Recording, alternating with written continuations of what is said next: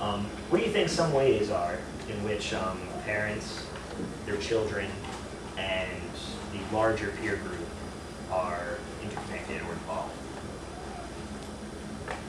Well, if friends go over to each other's house to hang out and parents are there, you know, if one parent, let's say, you know, what the parents' views on drinking is would influence what can happen at that house. Okay, yeah, that's good. I'm sure everybody's had friends whose parents have been a lot more liberal-minded than theirs, and Well, everyone would feel that way. yeah, I guess Your parents are so cool, Yeah. and your parents are the stuff about us. yeah, I guess it always seems that way. Anybody else? No? Well, I'm going to outline some ways that they actually are connected. I'm sorry. So even right from the get-go, parents' choice of where they live, what church they go to, what school well, their neighborhood, depending if they go to public school, depends on what school they go to, but you know, they have a choice of sending a kid to private school or Catholic school or, you know, Hebrew school or whatever. So that automatically limits the the pool from which an adolescent can choose their friends or the peers they hang out with from. Parents, having gone through adolescence at one time themselves, also can sort of provide modeling and coaching on how to have positive peer interactions and the sort alike. A recent longitudinal study done by Goldstein, Davis, Keene, and Eccles highlighted other substantial ways in which parents influence their adolescent relations with peers. This is kind of very information heavy. Young adolescents' perceptions of autonomy and warmth in relationships with parents in the 7th grade were linked with adolescents' participation in risky peer contexts in the 8th grade, and that was in turn related to larger problem behaviors later on in the 11th grade. In terms of autonomy, young adolescents who perceived that they had a high degree of freedom over their daily activities engaged in considerable unsupervised interactions with peers, which in turn also led to problem behaviors later on. That kind of has the parenting, that kind of ties into parenting styles. I forget what it was. What is it? Permissive. Yeah, the permissive. Yeah, the authoritative. permissive. That would be the permissive parenting style. Young adolescents who perceived their parents were too intrusive tended to frequently interact with peers who engaged in problem behaviors, which also led to problems later on. So if your parents said they were sticking their nose too much in your business, or saying, "I don't want you hanging out with this person," I guess the rebelliousness of the adolescent would maybe engage in more problem behaviors. Yeah.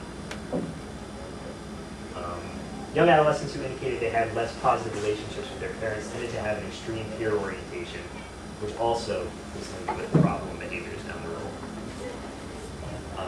Secure parent-child attachment, as it is in a lot of other areas, was shown in several studies to lead to positive peer interactions later on in life.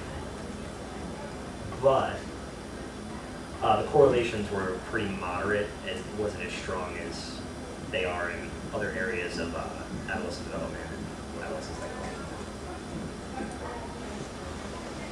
So now I have some questions for you all.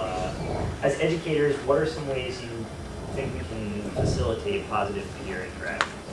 Well, we should model them with our fellow teachers. Okay, so maybe we can, well, yeah, we use that, I don't know. We should be polite to each other and supportive of one another, and foster an atmosphere where the adults appear to have strong collegial bonds and treat each other with respect. Yeah, that's one way. Oh, I was going to say, Oh, referring, I'm sorry. No, I was going to go back to Barrett. Actually, in high school and middle school, we had like teacher-student night, where it was like teachers against students, and then you see, there would be like volleyball, something like that. Like they have a student-teacher night. That would be one night. I like donkey basketball. Yeah, I think something that's like. always a favorite, I think. I mean, I guess also with modeling is teaching, like I know they talked about this in the SEL article about how to behave in a group. So doing like the I messages, like what I hear you saying is this, rather than going, well, speaking to each other in an accusatory manner, and maybe like modeling that kind of communication within the classroom. So when they are broken up into groups, they can communicate with each other better. Okay. Beyond just like good communication in the classroom, like making sure that kids are nice to each other in your classroom. I'm horrified by what I see in my observations. Like he lets these kids act like they're like on the subway messing around with each other. Like they swear at each other, they shove each other, they're joking around in a really mean way. Like that's not okay in the classroom. And then hope that it kind of spreads. He just stands there and watches it. And going along with that, sometimes teachers are one way when the class is in session, but stuff slips out. Yeah. We just had like a they're fire joking drill. around or something. Yeah, we just had a fire drill that the teacher didn't remember, and I'm not even going to say because the camera is rolling what that teacher said. She said 2 things in a row that everybody, like, she had just been telling the students, like, no cursing, be nice, and then the fire drill rang, and she was like, so, I mean, now the kids know that, you know, they can say whatever they want. Anyone else? We're supposed to be careful how we place them into groups.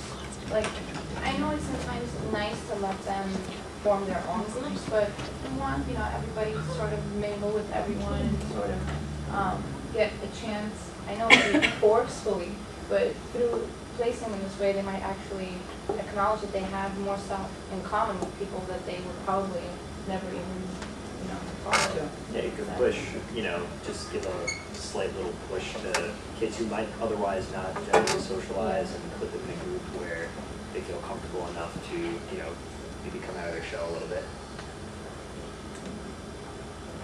How can we involve ourselves in the lives of neglected or disparaged students? Do you think it's our place as educators to get involved in something like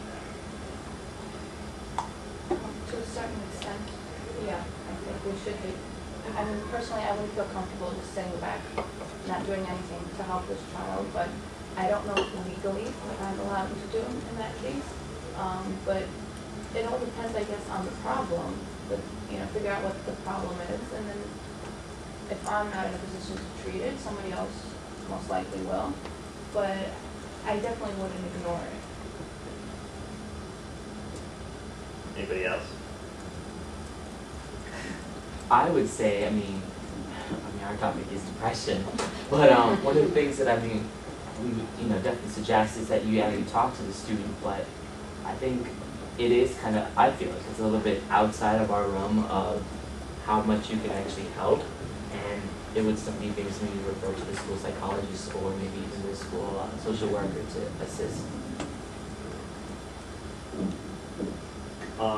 Can we as educators help parents help their adolescents when it comes to peer relations? If so, how would we do that? Question. What do you think, if you have, you have parent-teacher conferences, if the child is having a hard time socializing or, otherwise getting along, plugging in with their peers, do you think it's, your job as that student's teacher to sort of get involved? You can if the parents are not part of the problem. Okay. I mean, I think you have to ascertain that if you meet the parent.